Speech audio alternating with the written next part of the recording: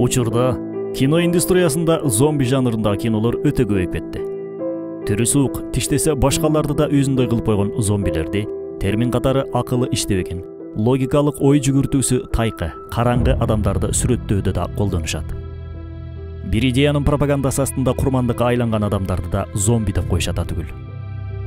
Ушул күнгө чейин бул сөздүн маанисин изилдеп көрдүңүзбү? Зомби сөзү өз элин, жерин коргогон мусулман баатырдын аты экендигин билчү элеңиз. Мекенибизди сырткы баскынчы күчтөрдөн коргогон, дилин, тилин, намысын сактаганга аракет кылгандыгы үчүн басмачы деп аталып калган аталарыбыздай эле зомби сөзү да пропагандалык машинанын күчү менен бурмаланган.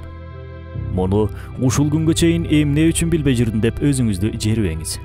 Бул видеону чыгарып жаткан биз деле бул маалыматты жакында эле билдик. Башкача айтканда, бул китептин жардамы менен үйрөндүк. Дегеле ал тууралуу маалымат аз деп бир тарыхый инсанды изилдебей атканыбызды шылтоолобой эле койгонубуз оң. Себеби ким талап кылып издесе табат деген хадиске таяна турган болсок, албетте талап кылуучулар табат. Каалаган маалыматына жете алат. Болгону биз интернет айдыңына сарптаган убактыбызды ушундай баалуу маалыматтарды тапканга аракет кылсак жетиштүү.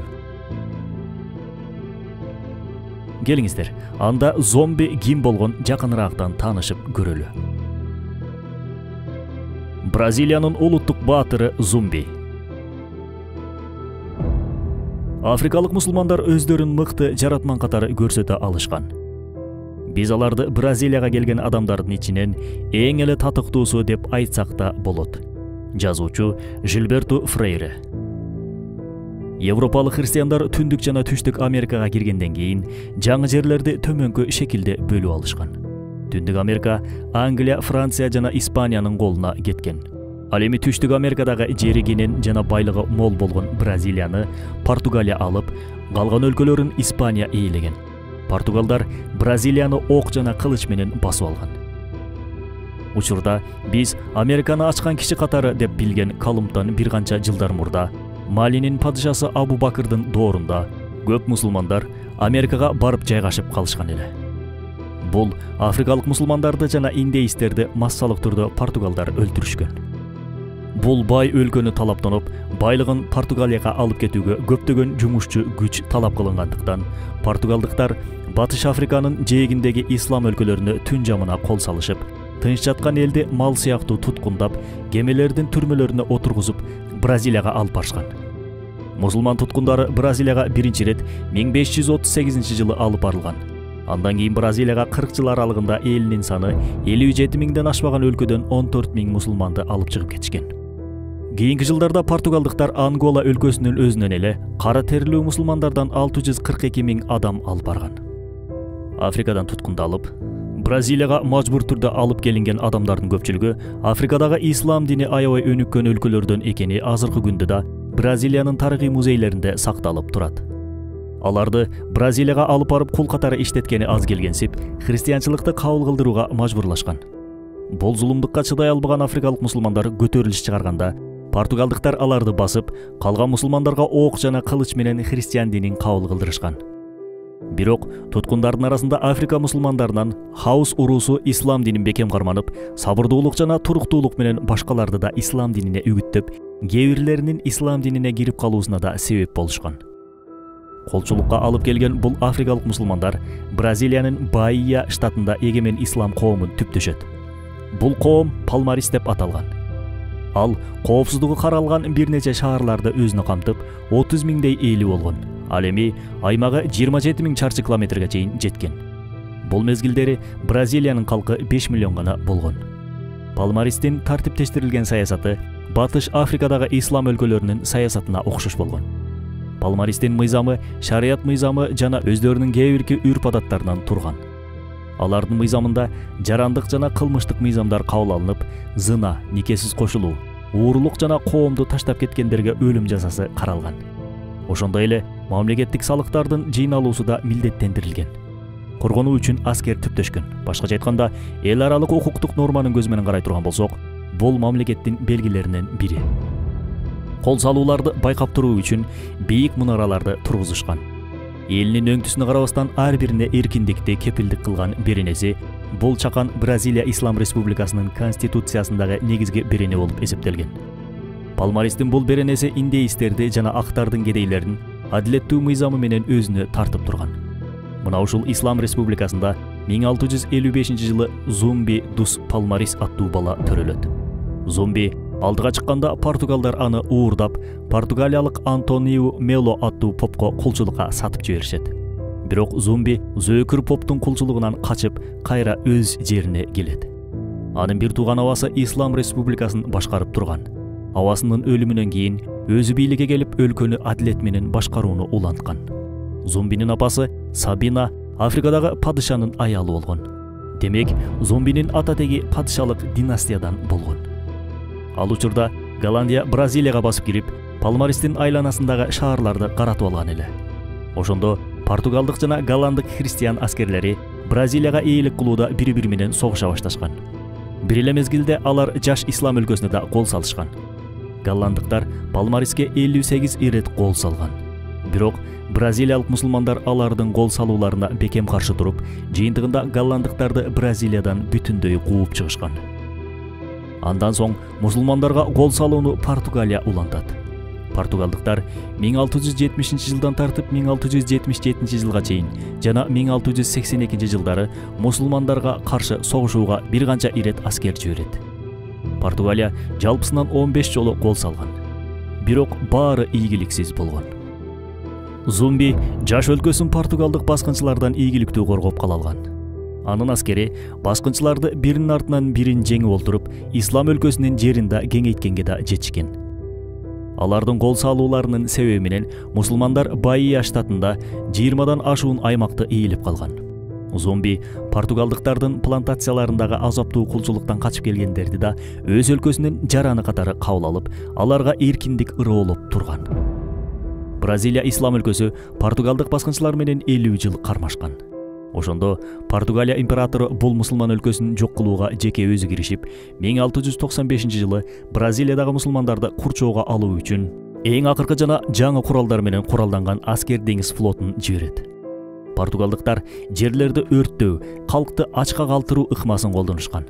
Мусулмандар эли жерин жана динин коргоодо эрдик менен каршылык көрсөтүшкөн.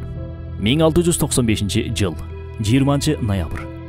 Зумби душмандарга каршы согушта аскерин жеке өзү башкарып, Палмаристин борбору Макакодогу мусулман жай тургундарын коргоо учурундагы салгылашууда шейит болгон. Зумбинин башын алышат да, кулак мурундарын кесип салышат. Негизи, душман болсо да өлгөндөн кийин сый менен жерге берүү принциби бар. Мисалы, пайгамбарыбыз саллаллаху алейхи вассалам жаназа көтөрүп бараткандарды көрүп, өлгөн киши жөөт экен дегенине карабай, сый урмат катары тик турбады эле. Албетте, мындай принципти намыскөйлөр гана алып жүрөт. Аябай аянычтуу абалга келген Зумбинин башын Бразилиянын Ресифи шаарынын борбордук аянтына илип коюшат. Алар муну менен өлбөстө эсептелген атактуу Зумбиңер өлдү деген маанини бергиси келип жатышкан эле. Экинчи жактан, эркиндикти эңсеген кулдарга да бир эскертүү эле бул көрүнүш. Коркунучтуу абалга келген Зумбинин башын көргөндөр Зумби, Зумби деп айтып атышып, натыйжада зомби сөзү пайда болгон. Албетте, бул илим менен да тастыкталган.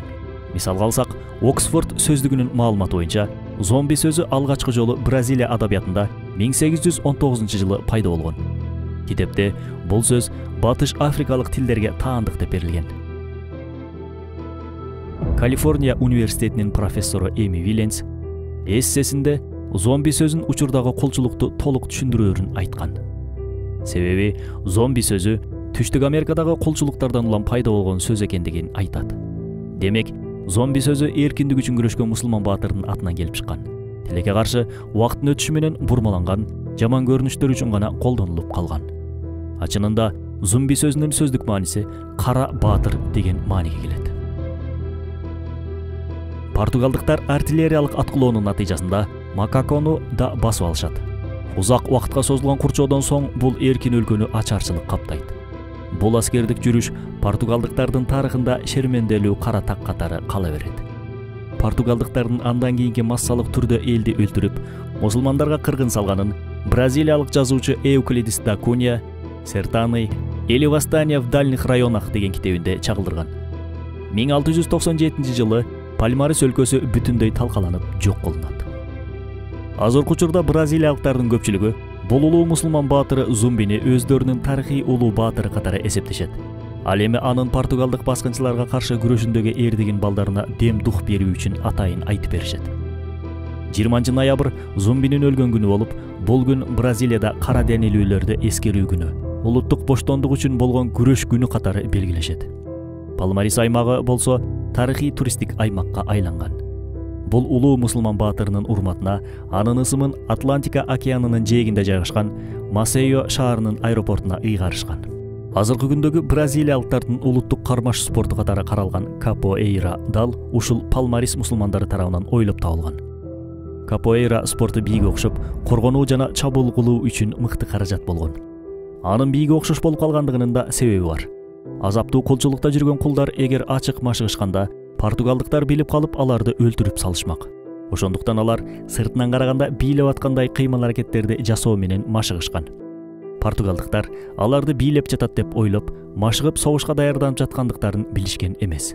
Капоэйранын кыймылынын, каталарынын багыты айлананы түзгөн. Палмаристиктер айылын куруп жатканда да дал ушул айлана формасында курушкан. Зумби болсо капоэйранын мыкты адиси болгон.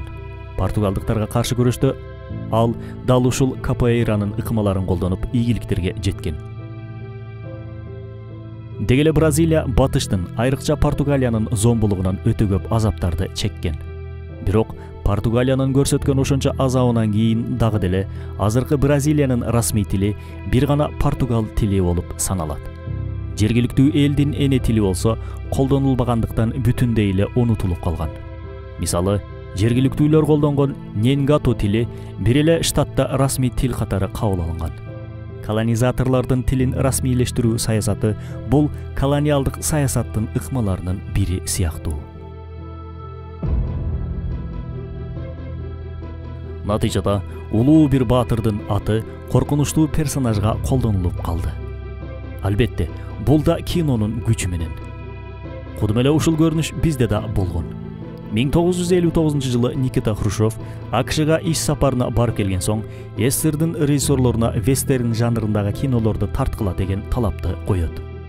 Натыйжада эстердин кинематографиясы АКШнын вестерндерин туурап, басмачылар тууралуу кинолорду тарта башташат. АКШнын кинолорундагы мыкаачылар жергиликтүү индейцтер болсо, ал эми аларга бакыт алып келген ак жүрөктүүлөр, булар англиялыктар. Эстерде болсо мыкаачы катары басмачылар көрсөтүлсө, аларга бакыт алып келген киши катары советтик аскерлер көрсөтүлгөн. Натыйжада басмачы темасында өтө көп массалык түрдө кинолор тартыла баштайт.